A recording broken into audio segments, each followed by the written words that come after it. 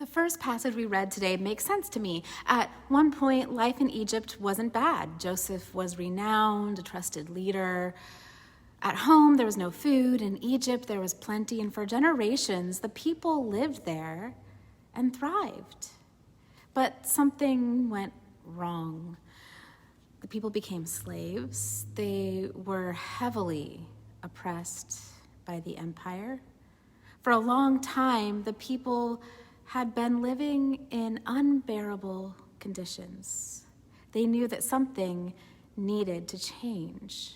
They needed something different. So, like a hinge of history, they walked off the edge, not knowing what the next thing would be.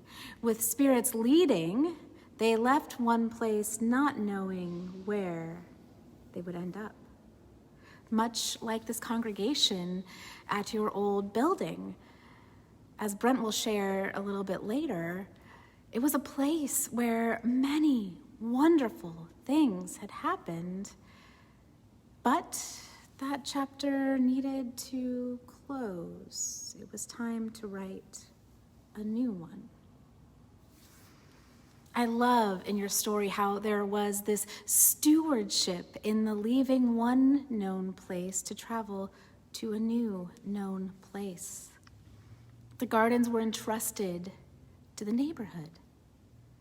Turns out that the cost of that patch of land the gardens were on could have essentially paid our mortgage here on this land, but stewardship doesn't hold on to something saying, but I might need it later. Stewardship says, God has made an abundant world. How can I embody that abundance? And almost always, the answer is we can embody that abundance by sharing. And in that sharing, we trust that if later we need that amount of money, Spirit will guide us into the future through that need.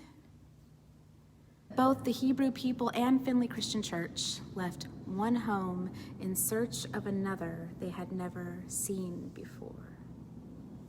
Winds of change blew around the Hebrew people, just as they blew around Findlay Street Christian Church, just as they encircle us now. In faithfulness, we all step forward. This first passage makes sense to me. The second passage does not make sense to me. My partner loves to fish. And when my partner breaks a piece of his fishing equipment or loses one of his tools or it just doesn't work right, he goes to a lovely little fishing store not too far from us. He has a conversation with a wise fisherman who owns the store. He replaces what he lost, often with something even better. And if for some reason he can't replace it, it's no big deal. He'll fish without it. Or if he can't fish without it, then he just won't fish. He's all catch and release anyway. Our family eats mostly a vegan diet. I will say mostly, not entirely, because we like pizza. We like pizza a lot. And I need cream in my coffee. But fishing for him is just fun. Just for fun, and he can go out for a hike until he can find the piece of equipment that he needs again. Fisher folk in Jesus' time could not do that. They could not replace things so easily. And fisher folk in Jesus' time did not play catch and release for fun. They lived and died on their ability to fish for sustenance for themselves and to sell that fish. And fisher folk in Jesus' time made their own nets. Much of their time was spent tending to the nets, repairing them, making them, remaking them. They were irreplaceable. The nets essentially were the family income. And Jesus asks these fisherfolk to walk away from their nets. And they just do. Well, okay, maybe they'd heard of Jesus. Maybe they heard of Jesus' many great miracles and they were drawn in by his power and might, right? Like, if they knew that Jesus can take just a couple fish and feed 5,000 people, why would they need their nets? That would make sense. But no, in Matthew's telling of the Jesus story, all that's happened so far in Jesus' life up to this point is 1, he was born in a manger. 2, he fled the country. 3, he returned home. 4, his weird cousin John, who ate bugs and honey before cricket protein and locally sourced honey was hip, baptized him and said some cool stuff about him, and maybe a voice from heaven said something. People had heard that a voice from heaven said that Jesus was their son, but I wasn't there. Can we be sure that that really happened? Can I lose my nets based on that? And then 5, after his weird cousin baptizes him, he runs away and no one sees him for a month and a half. And he comes back from this weird life on the run and says to these fisher folk, "Leave your nets and follow me." And they say, "Yeah, cool, we're on it." But, it didn't go exactly like that. Jesus saw that they were fisher folk and called them to keep on fishing, called them to do something entirely different, but also not entirely different. Come and fish for people, Jesus said. Be faithful to your trade in a different direction. There was a light in these fisher folks, and the winds of change blew around them, and they tended the light by moving forward into the unknown. Stewardship amid the winds of change looked like willingness, looked like non-attachment, looked like saying, we may need these nets again, but we've been called to walk away, and so with faith that God will provide, somehow we walk away. God called this church in the 60s to be faithful to their trade, like the fisher folk of being the church, but to commit to doing it differently as a changing future met them.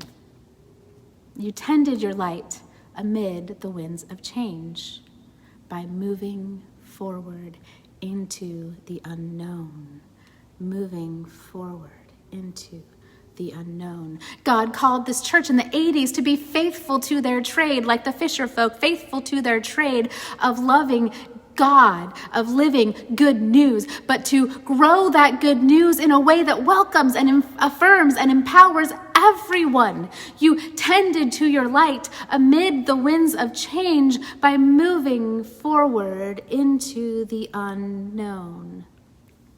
God called this church in the 2000s to be faithful to their century-old work of doing church in Seattle, but to walk away from the building that had housed it for decades without knowing where you would land. You tended your light amid the winds of change by moving forward into the unknown. Jesus says, leave your nets and follow me. Jesus says, leave the status quo and meet the future. Jesus says, leave the box that people have tried to put my welcome in and welcome everyone for once. Jesus says, leave your building and just trust that something is coming. And the fisher folks said, and you said, cool, yeah, we're on it. For many years, The winds of change have been growing and growing. We know that our American, capitalistic, consumeristic, disposable way of living cannot continue into the future as it is. And then, a year and a half ago, those winds of change whipped up into a tornado. Like Dorothy, we found that we were in one place in one moment and in an entirely different world in the next. This church moved online. Not quite as cool as moving to Oz. We didn't have a choice, though. Now, little by little, we're moving back into our building. The Hebrew people never moved back to Egypt. As far as we know, the fisher folk never moved back to their nets. So here's where our story diverges from theirs.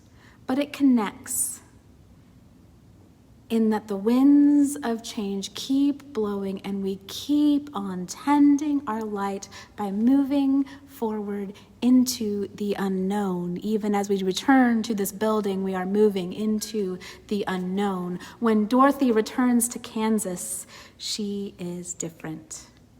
When we return to our building, we will be different. Maybe God won't call us away from our building.